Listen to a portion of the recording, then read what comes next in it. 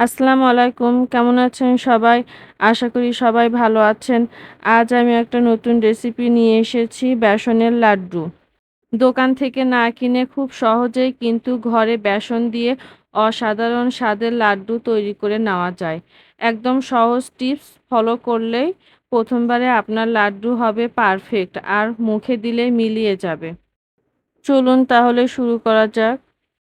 প্রথমে বেসনটাকে খুব ভালোভাবে একটা চালনি দিয়ে ছেঁকে নিব। এভাবে ছেঁকে নিলে বেসনের ভিতরে কোনো দানা বা গুটলি থাকে না, যার ফলে লাড্ডু বানানোর সময় মিশ্রণটা একদম মসৃণ আর পারফেক্ট হয়। এবার ছেঁকে নেওয়া বেসনের সাথে দিয়ে দিব ১ চিমটি লবণ আর সামান্য বেকিং পাউডার। শুকনো উপকরণগুলো হাত দিয়ে খুব ভালোভাবে মিশিয়ে নেওয়ার পর এর সাথে দিয়ে দিব সামান্য তেল। এরপর অল্প অল্প পানি ঢেলে একটা মিশ্রণ তৈরি করে নিব। খেয়াল রাখতে হবে এই মিশ্রণটা কিন্তু খুব বেশি ঘনও হবে না, আবার একদম পাতলাও হবে না। ঠিক মাঝামাঝি একটা পারফেক্ট ব্যাটার বানিয়ে নিতে হবে। ব্যাটার কিন্তু একদম তৈরি হয়ে গেছে। এবার কড়াইয়ে পর্যাপ্ত তেল দিয়ে খুব ভালো করে গরম করে নিব। তেল গরম হয়ে এলে ব্যাটার থেকে অল্প অল্প করে নিয়ে তেলে ছেড়ে দিব আর চামচ দিয়ে হালকা ছড়িয়ে দিব, যাতে পাতলা হয়ে সুন্দরভাবে ভাজা হয়। চুলার আঁচ মাঝারি রেখে এপিট ওপিট করে মোচমোচে করে ভেজে তুলে নিতে হবে। ভাজা হয়ে গেলে এগুলো একটু ঠান্ডা করে নিব। কিছুটা ঠান্ডা হয়ে আসলে এগুলোকে ব্লেন্ডারে ব্লেন্ড করে নিব। একদম ঝরঝরে গুঁড়ো করে নিতে হবে। ব্লেন্ড করে নেওয়ার পর ব্যাটারটা কত সুন্দর আর দানাদার হয়ে গেছে। এবার শিরা তৈরি করে নিব। কড়াইয়ে দিয়ে দিব চিনি, প্রয়োজন মতো পানি আর দারুণ একটা সুবাসের জন্য সাদা এলাচ। এখন মাঝারি আঁচে নেড়ে চেড়ে চিনিটা গলে নিব।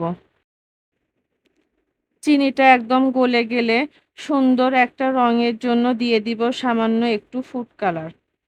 এখন শিরাটা একটু সময় নিয়ে ফুটিয়ে নিব। যতক্ষণ না আঙ্গুল নিয়ে ধরলে এক তারের মতো আঠালো একটা ভাব চলে আসে।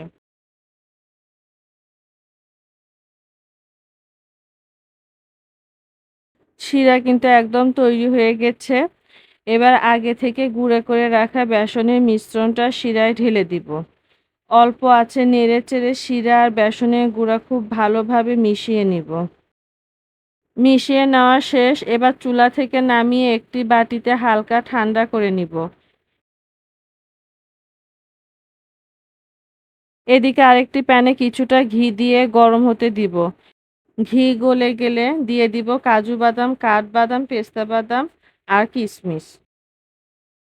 হালকা একটু ভেজে নিয়ে বাটিতে তুলে নিব। এখন আমি বেসনের মিশ্রণের ভিতর গুঁড়া দুধ দিব। তারপরে ভেজে রাখা বাদাম কিশমিশটা ঢেলে দিব। এবার সব উপকরণ চামচ দিয়ে খুব ভালোভাবে একসাথে মেখে নিব। এবার ২ হাতে সামান্য ঘি মেখে নিব, যাতে মিশ্রণটা হাতে লেগে না যায়। তারপর কিছুটা মিশ্রণ নিয়ে ২ হাতে তালু দিয়ে চেপে চেপে সুন্দর গোল করে লাড্ডু শেপ দিয়ে দিব। ব্যাস তৈরি হয়ে গেল একদম পারফেক্ট মজাদার বেসনের লাড্ডু। আশা করি রেসিপিটা আপনাদের ভালো লেগেছে। এরকম রেসিপি ভিডিও পেতে আমার চ্যানেলটি সাবস্ক্রাইব করুন এবং আমার পেজটি ফলো করুন। আল্লাহ হাফেজ।